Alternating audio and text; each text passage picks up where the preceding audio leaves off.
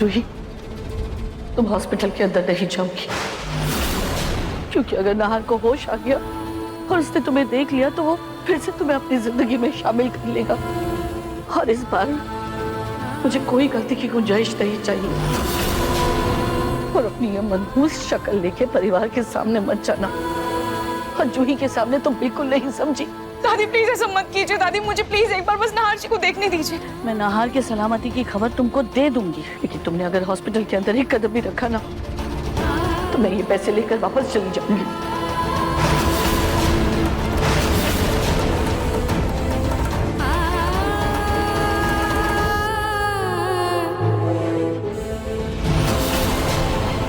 Madam जी, आपके कहने पर मैंने पैसा जमा करवाया है और नाहर सर का इलाज भी शुरू हो गया है। मैंने रिपेन जी को सब बता दिया है। ये जरा फोन करता हूँ।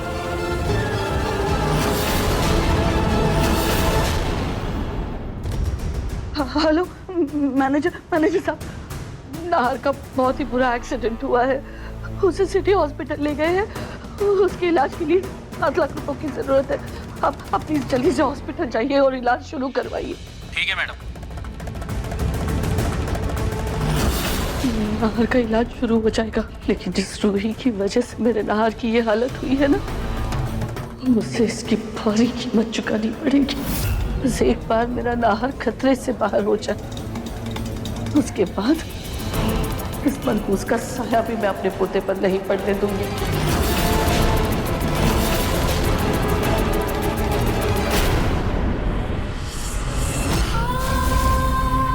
खाटू जी, मेरे नाहर जी की रक्षा कीजिए। आइए, यहाँ से जाना है, आइए।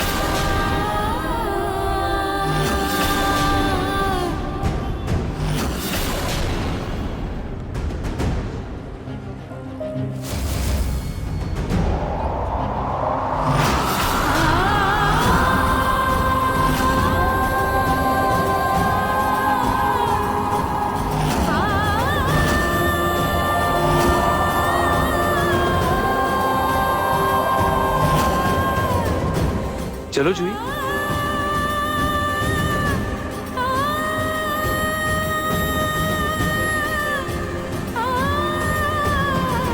खाटू जी, अगर नाहर जी के जान की कीमत हमारे रिश्ते की कुर्बानी है तो मुझे मंजूर है, पर प्लीज मेरे नाहर जी के जान को खतरे से बाहर ले आइए।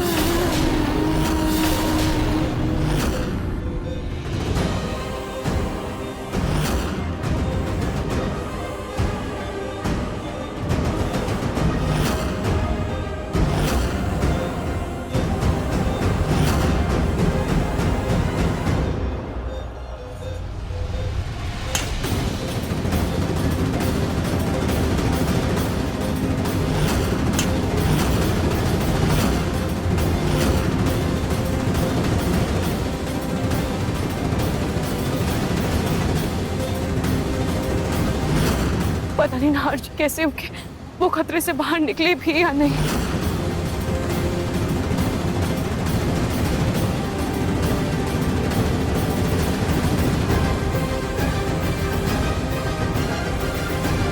कुछ नहीं होगा, शांत हो जाएंगे। मुझे समझ में नहीं आ रहा नाहर वहां पर कर क्या रहा था। उसको मैंने नौकरी से निकलवा दिया था, पर वो वहां पर क्यों रुका हुआ था? पापा, वो बाहर कुछ लोगों ने बताया कि भैया खदान में कुछ मजदूरों को बचाने गए थे। नाहर की अच्छाई हमेशा उसके जीवन पर भारी पड़ जाती है। हे खाटू श्याम जी, मेरे बेटे नाहर की रक्षा कर दो, रक्षा कर दो।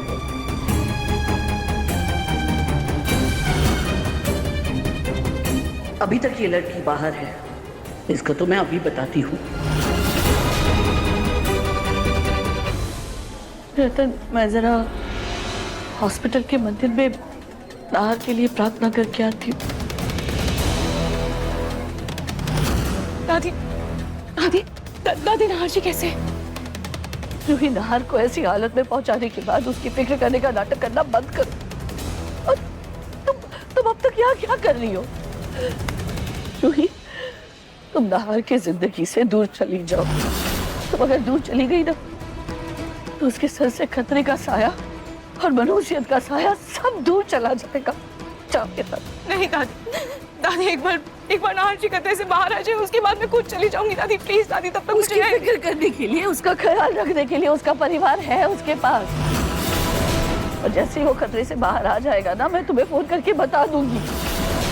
तो तुम अभी क्या भी दफा हो जाओ यहाँ से, वरना अगर किसी ने भी देख लिया और अंदर बुला लिया ना, तो मुझसे बुरा कोई नहीं होगा रूही। मुझे थोड़ी देर यहाँ रुकने दीजिए, एक बार नाहर जी को देखने दीजिए प्लीज दादी। रूही, तुम्हें समझ में नहीं आ रहा है क्या? जैसे तुम्हारा साया चूही के बच्चे के लिए खतरा है ना, वैसे ही तुम पूरी की पूरी नहार के लिए खतरा हो।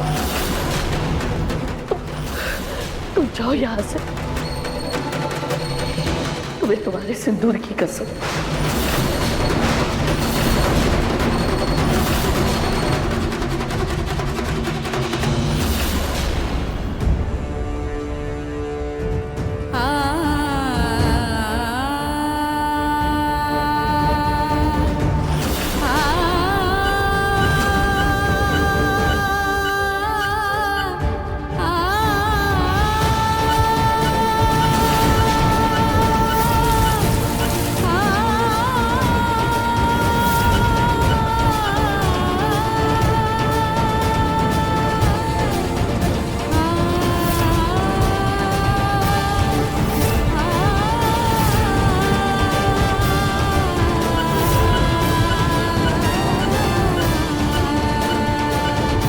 जल्दी से दूसरा इंजेक्शन रेडी करो।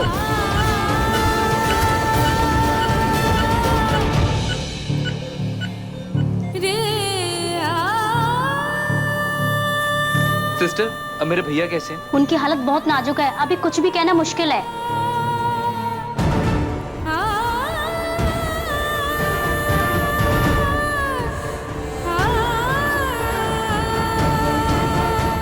रतन, डॉक्टर ने कुछ कहा? नाहर कुछ समझ में नहीं आ रहा। अभी नर्स आई थी और वो अंदर गई। उसने कहा नाहर की तबीयत नाजुक है। अरे हम सब यहाँ हैं, पर रूही कहाँ है? अगर यहाँ पर रूही होगी तो उसके होने का एहसास नाहर की तबीयत में सुधार लाएगा। पर रूही को जीजू के एक्सीडेंट के बारे में पता भी है।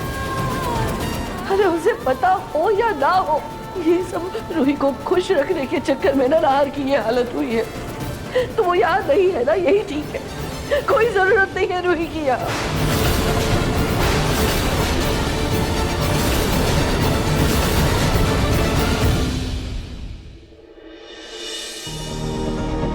पूनम, आप यहाँ हैं? मैं आपको कमरे में ढूंढ रहा था। ये लीजिए, आपके लिए शरबत। ठीक है। अच्छा, आपको आपकी लाडली पोती जूही की याद आ रही है, इसलिए उसकी तस्वीर लेके घूम रही हैं आप? याद तो आएगी, इतनी प्यारी जो है एक पोती। चलिए कोई बात नहीं, नवरात्र शुरू हो रहे हैं कल से, तो एक दिन उसके घर जाके आएंगे। ठीक, आप शरबत पीजिए।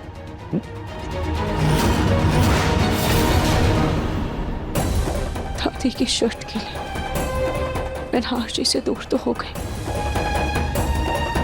पर नाहर जी के बिना मेरी जिंदगी ही नहीं है कुछ।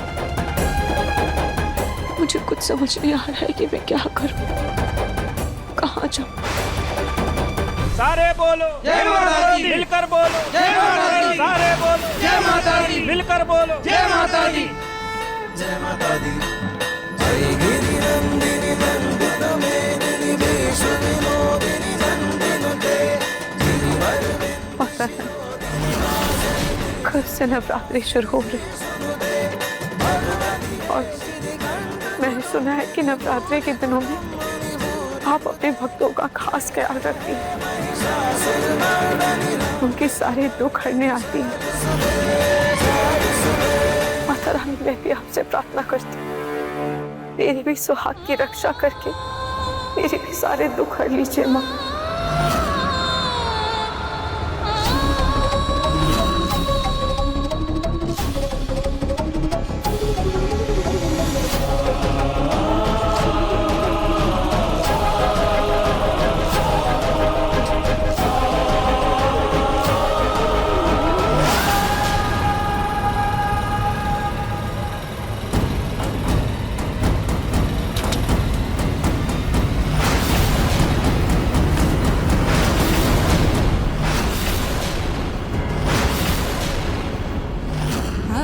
रूही इनको भैया रूही ये तूने अपना क्या हाल बना रखा है? तो तू ऐसे सड़क पर क्यों चल रही है? बात क्या है रूही? इनको भैया देख शांत हो जा, पहले शांत हो जा। एक काम करते हैं, घर पे चलते हैं, आराम से बैठ के बात करते हैं, ठीक है? चला जा।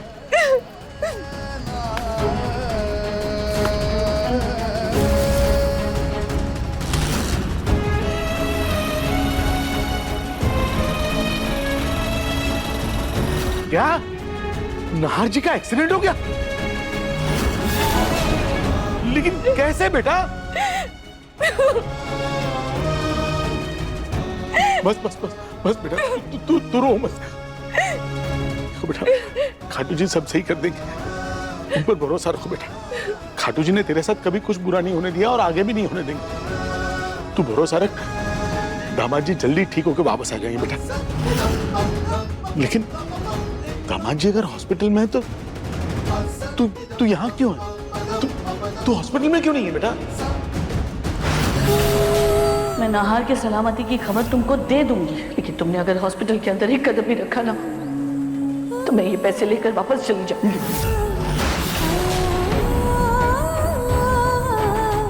हाँ रूही, तो ऐसे बदहवासी हालत में क्यों? और मतलब बाल बिखरे हुए, पैरों में चप्पल भी नहीं और अजीब से कपड़े पहन रखे हैं। बात क्या है आखिर? अगर दादू को हमारे घर छोड़ने वाली बात पता चल गई तो वो और परेशान हो जाएंगे। तब दादू वो नाहर जी की सलामती के लिए नंगे पैर मंदिर तक चलकर जाने की मन्नत मांगी है।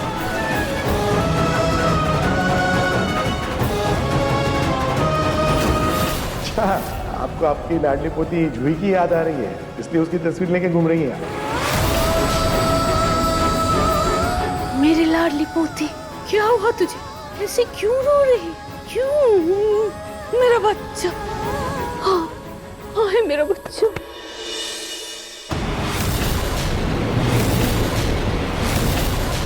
क्यों रो रही है?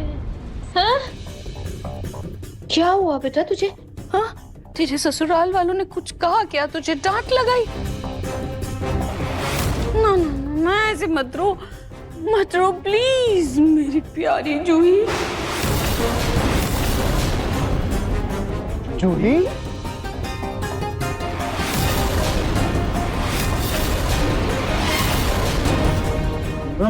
तबीयत तो ठीक है ना? जूही नहीं, रूही है।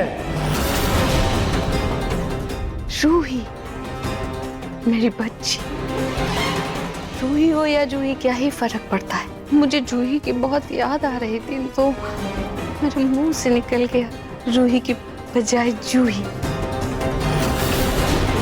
अब है तो दोनों ही बहनें। दादी, आपको ये चोट कैसे लगी? अरे ऐसे ही थोड़ी सी छोटी मोटी चोट है। तुम बताओ, तुम क्यों रो रही थी बेटा? पूनम, नाहर दामाद जी का एक्सीडेंट हो गया है। Oh my God! Accident? God! अलग बेटा, एक ग्लास पानी लेकर के आओ, अपनी ननद को पिलाओ। हाँ, मैं पानी लेकर आती हूँ। ठीक तो हो ना तुम?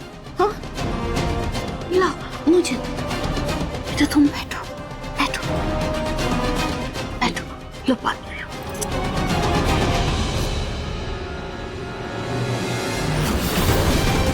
दादी मरती मर जाएंगी, लेकिन बिना वजह रूही दीदी पर इतना प्यार कभी नहीं लौटाएंगी। उससे भी बड़ी बात है, दादी रूही दीदी और जूही दीदी में कभी कंफ्यूज नहीं होंगी। तो दाल में कुछ काला लग रहा है। पूनम, तुम अभी तक घर पर ही हो? सब तुम्हारा इंतजार कर रहे हैं। चलो। इंतजार क्यों? लो, भूल गई? अरे मेरे यहाँ माता का पाठ रखा है, उसमें सिद्ध पुजारी श्री श्री गुरुजी महाराज आए हुए हैं। हेलो, दिमाग से ही निकल गया। वो पाठ आज ही है क्या? तुमने बताया था मुझे। अब अभी आती हूँ, 2 मिनट। हाँ रूही बेटा, तू भी चल, तेरे मन को शांति देगी मदर मेरी। मदर मेरी? मदर मेरी? मेरी तेरी, हम सब की माता रानी। दादी जी, मैं भी आपके साथ चलती हूँ। हाँ हाँ, हम सब लोग चलते हैं। माता जी का आशीर्वाद तो सबको चाहिए, है ना? चलो।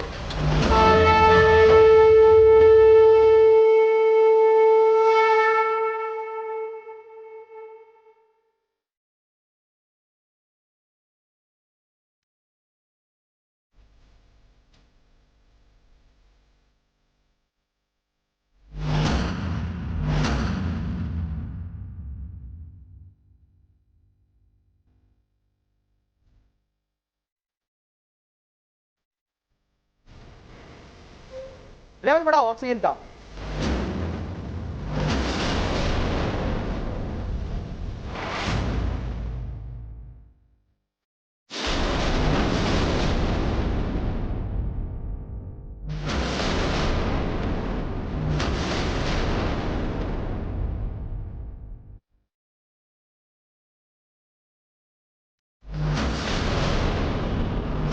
माता रानी, आप भी एक माँ हैं। आप कभी भी अपने बच्चे को किसी भी तरह की तकलीफ में नहीं देख सकती। मेरी विनती स्वीकार कीजिए, मेरे नहाश जी को ठीक कर दीजिए।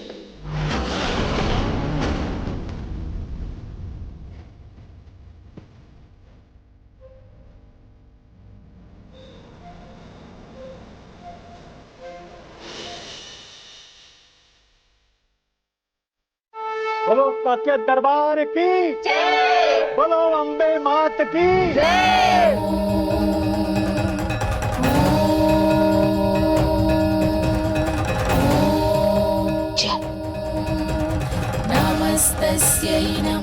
गुरुजी, ये मेरी पोती है, बहुत परेशान है गुरुजी। ये इसके पति का एक्सीडेंट हो गया है, आईसीयू में है, जिंदगी और मौत से लड़ रहा है गुरुजी। गुरुजी, आप अपने हाथ से ये धागा लेकर एक रक्षा बना दीजिए ताकि ये अपने पति से कभी भी अलग ना हो।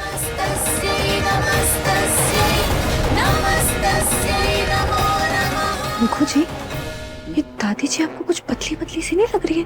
दादी जी जिंदगी भर जिस रूही दीदी से नफरत करती रही है, आज उसी रूही दीदी पे जिंदगी भर का प्यार एक ही दिन में लौटा दे रही है। हाँ तो पलक, ये तो अच्छी बात है ना। रूही परेशान है और दादी उसकी केयर कर रही है, क्योंकि दादी अब खुद मौत के मुंह से लौटकर वापस आई, इसीलिए उन्हें अब रिश्तों की अहमियत पता है। तुम्हें तो खुश होना चाहिए ना, नहीं? खुश तो मैं हूँ, लेकिन इतना बदलाव के पीछे चक्कर क्या है? बेटा, ये रक्षा सूत्र अपने पति के हाथ में बांध देना और ये भभूत उनके माथे पर लगा देना। माता रानी हर संकट से उनकी रक्षा करेंगी। अब ये धागा लेकर जा और जैसा जैसा गुरुजी ने कहा है ना, वैसा वैसा करना, सब अच्छा होगा।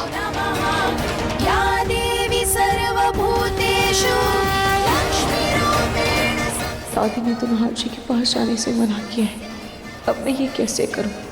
पर नहार जी की जान बचाने के लिए मुझे किसी भी तरह उन तक पहुंचना होगा।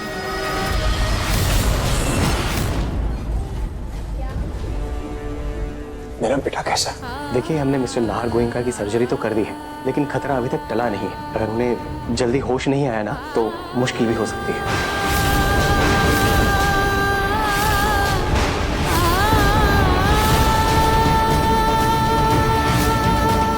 मैं नहार जी को ये बबूत लगा कर रहूंगी और रक्षा सूत्र भी बांध दूंगी। सिस्टर, मुझे मिस्टर नाहर गोयनका की हर आधे घंटे में अपडेट्स चाहिए। सर, मेरी ड्यूटी तो खत्म होने वाली है, मैं next on duty nurse Deepali को बोल दूंगी। ओके, अब एक्सक्यूज मी।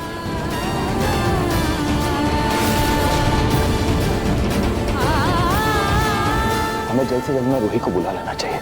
रूही यहाँ पर होगी तो नाहर की तबीयत जल्दी ठीक हो जाएगी। रूही और नाहर कहाँ रहते हैं हमें क्या पता? और रूही को पता है ना खदान में इतना बड़ा हादसा हुआ है, फिर भी वो नाहर को देखने अभी तक नहीं आई है ना। अगर उसे नाहर की जरा से भी फिक्र होती ना तो वो दौड़ी चली आती यहाँ हॉस्पिटल में। इसलिए अब ये सब छोड़ो और बस खाटू जी से ये प्रार्थना करो कि हमारा नाहर जल्दी ठीक हो जाए।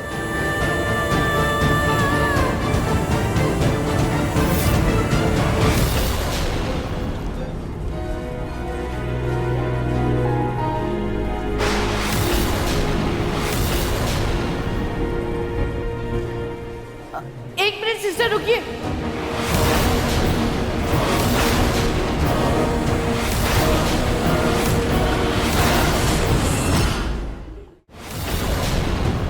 दीपाली, रूम नंबर 302 के पेशेंट मिस्टर नाहर गोयनका की हर आधे घंटे में ना रिपोर्ट मांगी डॉक्टर साहब ने। ठीक है? ठीक है, पर अभी 15 मिनट बाकी है ड्यूटी चालू होने में, तब तक मैं चाय पी के आती हूँ। मैं भी अपनी यूनिफॉर्म चेंज करके निकलती हूँ। फिर मैं ड्यूटी ज्वाइन कर लेती हूँ।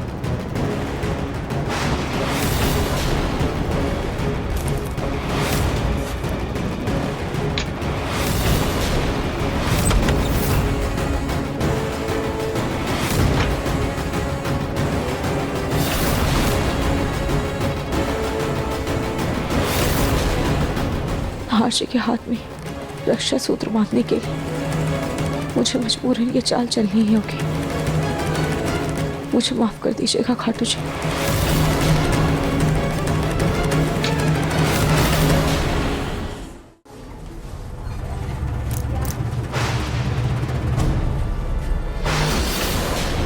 हे भगवान, कहीं दादी ने मुझे पहचान तो नहीं लिया।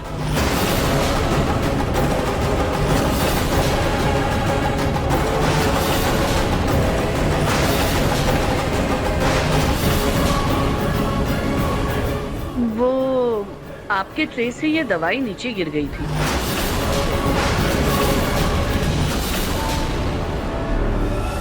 माँ, यहाँ आइए।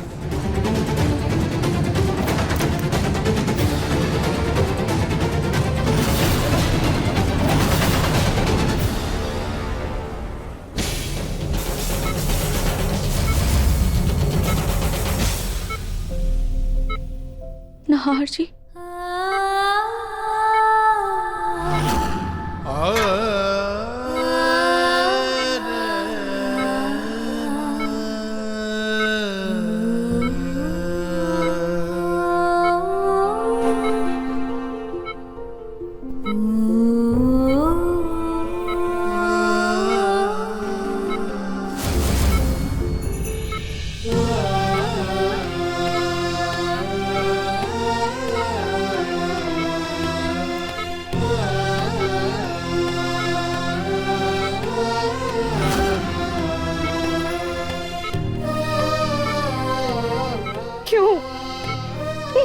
क्यों आपने मुझसे इतना बड़ा झूठ कहा?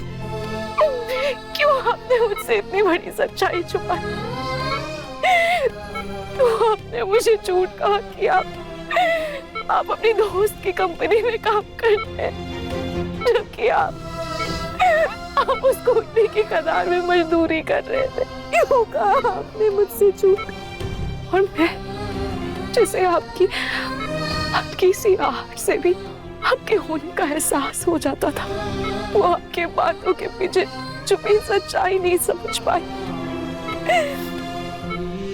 आपके काले पैर, आशी के पैर इतने काले क्यों? आपके हाथों की वो चोट,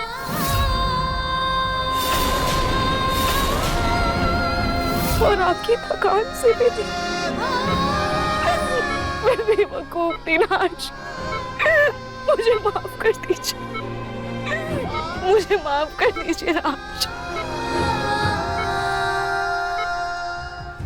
नाश, नदी चाहे सागर से कितनी भी दूर क्यों ना बहे, पर उसकी मंजिल सिर्फ और सिर्फ सागर ही होता है। वैसे ही चाहे मैं आपसे कितनी भी दूर क्यों ना हो जाऊं, पर मेरी हर ख्वाहिश में, मेरी हर दुआ में, मेरी हर सांस में सिर्फ और सिर्फ आपका नाम है। नाजी, आपसे ही मेरी पूरी दुनिया सलामत है। नाजी, मेरे सिंदूर की उम्र मेरे उम्र से बहुत लंबी होनी चाहिए। मुझे और कुछ नहीं चाहिए, मुझे और कुछ नहीं चाहिए नाज।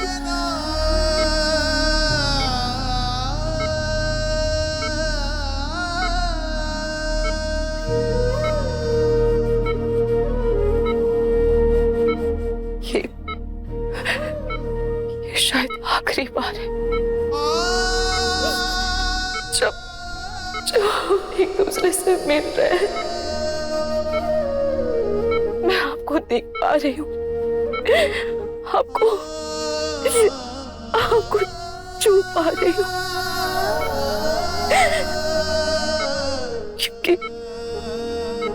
क्योंकि इसके बाद शायद सिर्फ हम दोनों का एहसास हमारे साथ होगा।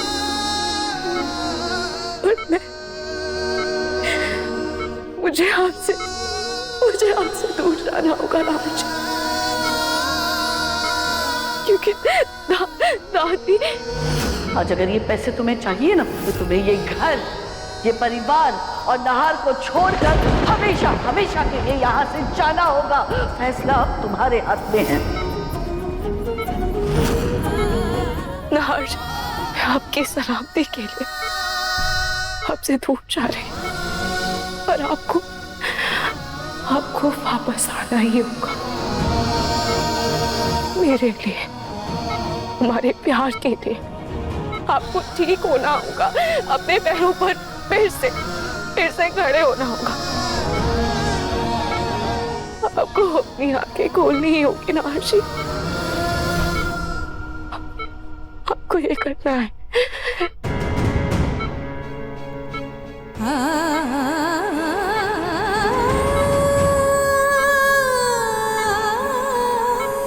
नाहर जी, ये माता रानी का रक्षा धागा है, ये आपकी रक्षा करेगा, और इसके साथ साथ मेरा प्यार भी हमेशा आपकी रक्षा करेगा।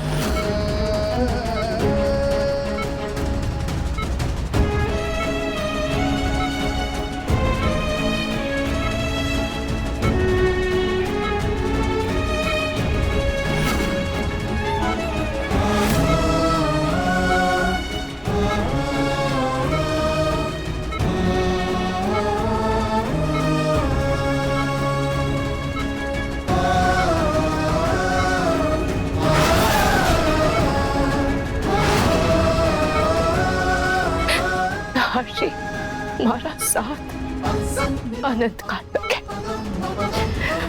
पर शायद नियति ने हमारा साथ यही तक लिखा था, पर फिर भी मुझे किसी से कोई शिकवा गिला नहीं।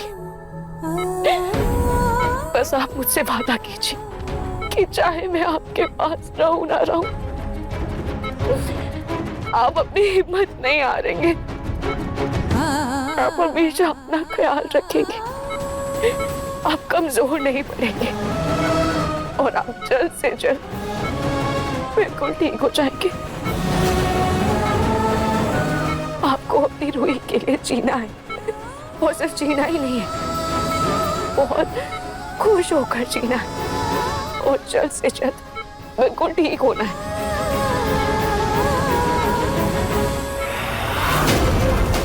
अरे दादी, आपके हाथों में क्या है? नमक है बेटा, नाहर की नजर उतारने जा रही हूँ। आज उसकी जिंदगी से हर बुरी नजर उतार के दूर फेंक दूंगी। ठीक है दादी।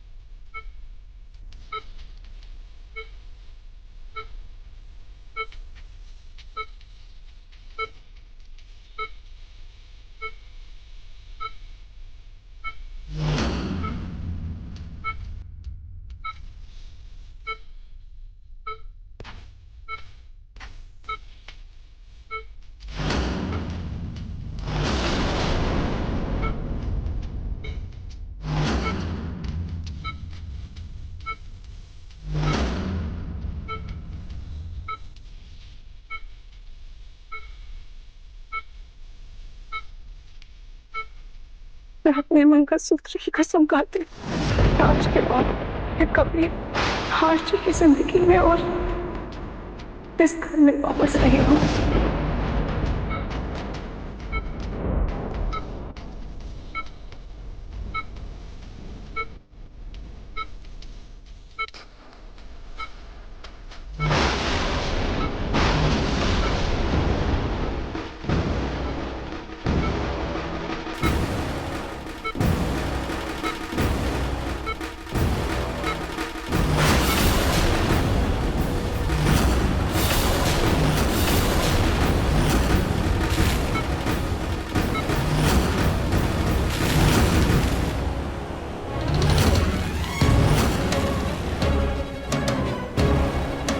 नहार की नजर तो मैं बाद में उतारूंगी, पहले नहार के सर से इस रूही का भूत उतारूंगी।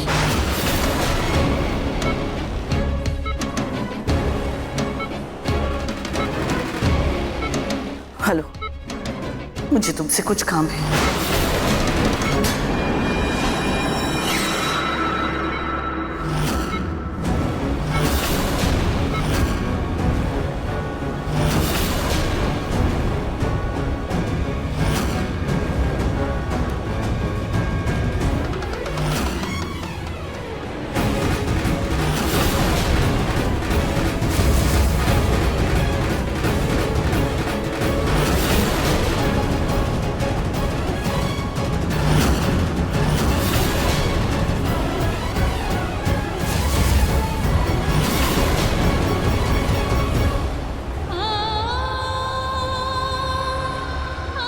मैं क्या करूं,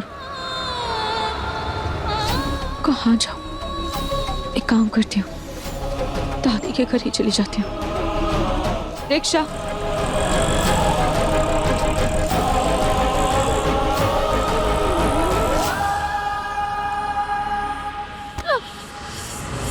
माफ करना बहन जी, गलती से लग गई, सॉरी।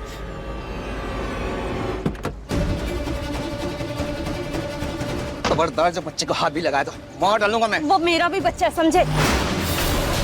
अरे भूल जा, तू घर जा और अपनी बेटी को संभाल। मैं पुलिस को बुला दूंगी।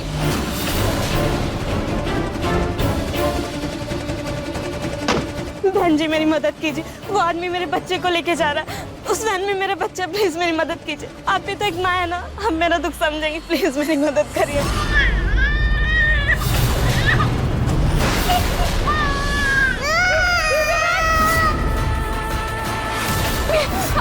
आपने किसी ढेर के बच्चे को देखा है क्या? नहीं। जी, खो गया रोहा।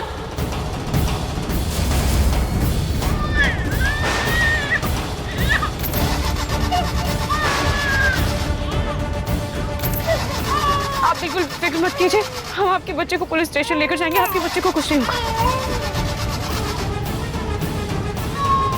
ए, क्या कर रही है तू?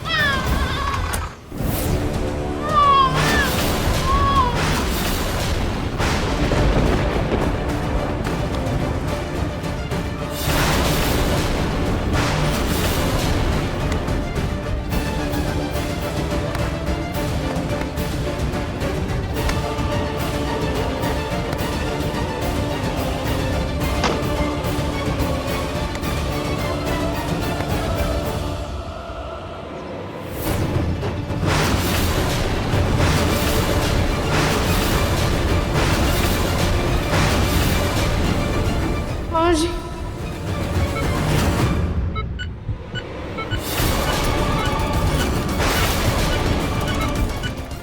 रूही,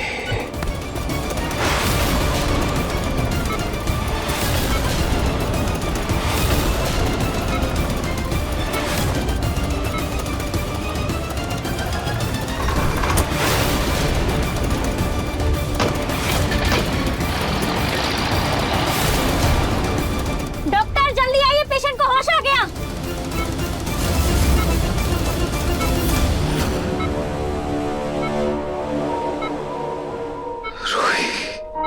इनके फैमिली मेंबर्स को इन्फॉर्म कर दो कि वो उन्हें मिल सकते हैं, स्पेशली जिनका ये नाम ले रहे हैं, रूही।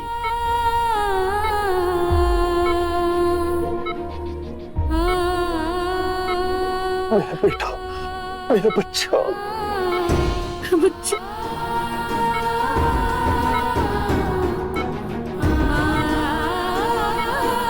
डॉक्टर, अब तो मेरे भैया खतरे से बाहर है ना, उन्हें होश भी आ गया है, तो क्या अब हम उन्हें घर लेके जा सकते हैं? देखिए, इनकी अब तक की सारी रिपोर्ट्स तो नॉर्मल आई हैं, लेकिन कुछ और टेस्ट बाकी हैं जो हम करवाएंगे। एक बार वो हो जाए तो आप इन्हें घर ले जा सकते हैं। मैं टेस्ट की तैयारी शुरू करता हूँ।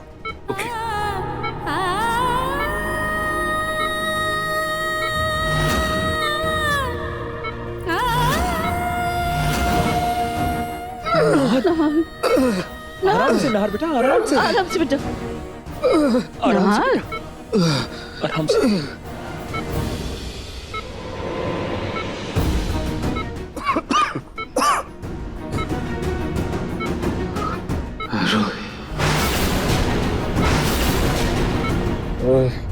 रूही कहाँ है? बेटा आराम से, आराम से। सुन, अब तेरी मनमानी नहीं चलेगी, अब तू मेरी सुनेगा। हम सब लोग साथ में घर जा रहे हैं, समझा तू? हाँ। और तेरे बिना बेटा घर बहुत सुना हो गया है। मेरा घर, मेरी दुनिया मेरी रूही है।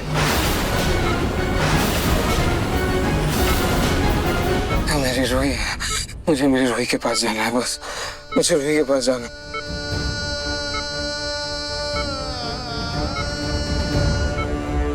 अब सब चुप क्यों? मेरी रूही कहाँ है पापा? वो रूही कहाँ है? रूही कहाँ है बताइए ना। नाहर बेटा, जिसे तुम अपनी दुनिया मानकर अपने परिवार को ठुकरा कर गए थे ना, आज वो तुम्हारे साथ नहीं है। आज जब तुम यहाँ जिंदगी और मौत से लड़ रहे थे, तब तुम्हारा परिवार तुम्हारे साथ था, तुम्हारा परिवार तुम्हारे पास था, रूही नहीं। अरे वो तो यहाँ झांकने तक नहीं आई है। हाँ भैया, जूही ने भी रूही भाभी को कॉल किया था, लेकिन रूही भाभी का फोन बंद आ रहा था, तो इसलिए जूही घर चली गई, ये सोच करके अगर रूही भाभी आपको ढूंढते हुए घर आए तो वो मुझे फोन करके बता दे। बेटा, जिससे प्यार करने का दावा करते हैं ना, उसे ढूंढने में जमाने नहीं लगते। अगर रूही की इच्छा होती तो वो नाहर को ढूंढकर यहाँ हॉस्पिटल आ गई होगी, लेकिन अब उसे नाहर से कोई मतलब नहीं है, क्योंकि उसे मौका मिल गया है नाहर को छोड़कर अपनी जिंदगी में आगे बढ़ने का, नई जिंदगी जीने का। मैं नहीं मानता रूही, रूही, रूही हमारे घर पर ही होगी, वो मेरा इंतजार कर रही होगी। मुझे मेरे मोहल्ले जाना है, हमारे घर पर जाना है, वो मेरा इंतजार कर रही होगी। नाहर ये क्या कर रहा है? नाहर बेटा तुझे अभी होश है, तू कमजोर है, तू आराम करना। भैया प्लीज लेट जाओ, हम ये बात बाद में भी कर सकते हैं। नाहर, तुम हमारी बात क्यों नहीं सुन रहे? अरे उस लड़की के पीछे अपनी सेहत क्यों बिगाड़ रहे हो? मुझे मेरी सेहत की परवाह नहीं है, मुझे बस मेरी रूही के पास जाना है बस। नहीं नाहर, तू बहुत कमजोर है, अभी कहाँ जा रहा है तू? नाहर आराम कर, नाहर तो बात। नाहर भैया, नाहर रुको भाई, बड़े क्या उसके साथ जाओ ना। जानती थी मैं नाहर होश में आते ही उस रूही की माला जपने लगेगा, इसीलिए मैंने पहले ही रूही का इंतजाम कर दिया। बस एक बार पता करूं कि काम हुआ या नहीं, वरना कहीं फिर कमर मटकाते हुए नाहर के सामने ना आ जाए।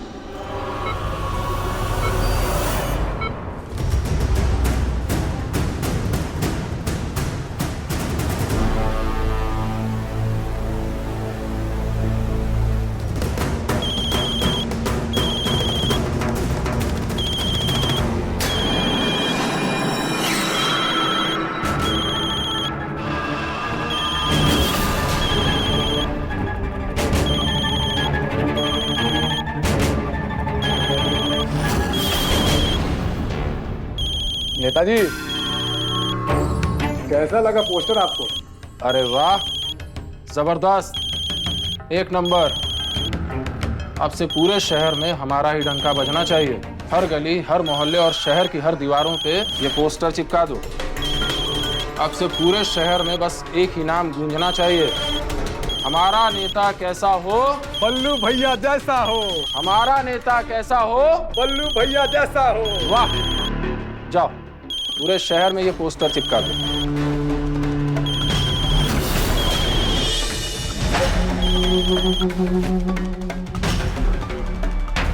क्या हुआ सुमित्रा जी, इतनी तड़प क्यों रही हैं?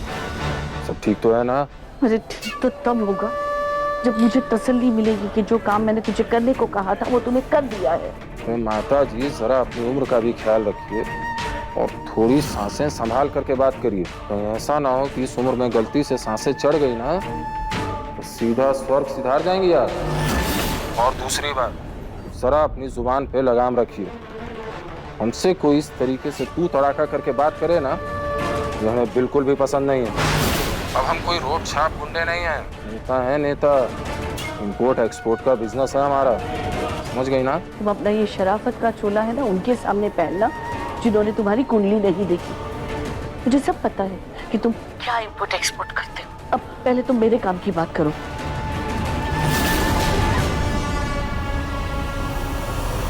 ये मेढक की तरह फुदकते फुदकते इसे यहाँ लेकर के क्यों आ गया? इतनी बार समझाया ना कि ये सब काम के लिए हमारे गोडाउन का इस्तेमाल किया करो, समझ में नहीं आता है क्या? तुम गधे की तरह खड़े खड़े मेरा मुंह क्या देख रहा है? जाओ जल्दी। हेलो। हाँ माता जी, आपका काम हो गया है, अब ये हमारा बिजनेस है। अब हमें दोबारा कॉल करके परेशान मत करिएगा, समझ गई ना?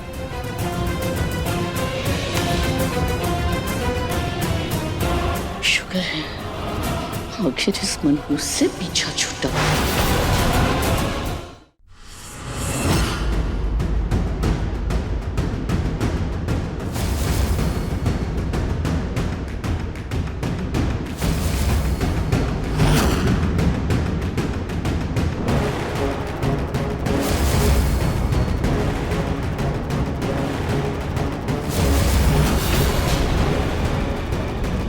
ठीक है, इतने बड़े घर की बहू और दिखने में इतनी सिंपल सी, इसका तो मोल भाव भी मुश्किल है। और कोई ना, तुम लोग आज के आज इसका हिसाब किताब करो। कोई 40-50 लाख रुपए भी देता है ना तो बुरा नहीं है। वैसे भी इलेक्शन का टाइम है, पार्टी को फंड की जरूरत है।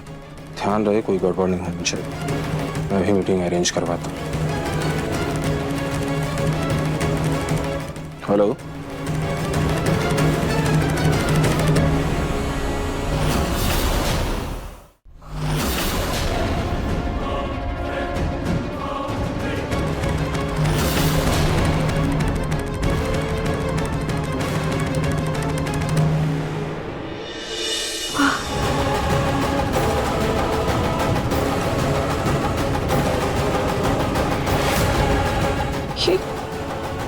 ये कहाँ हूँ मैं?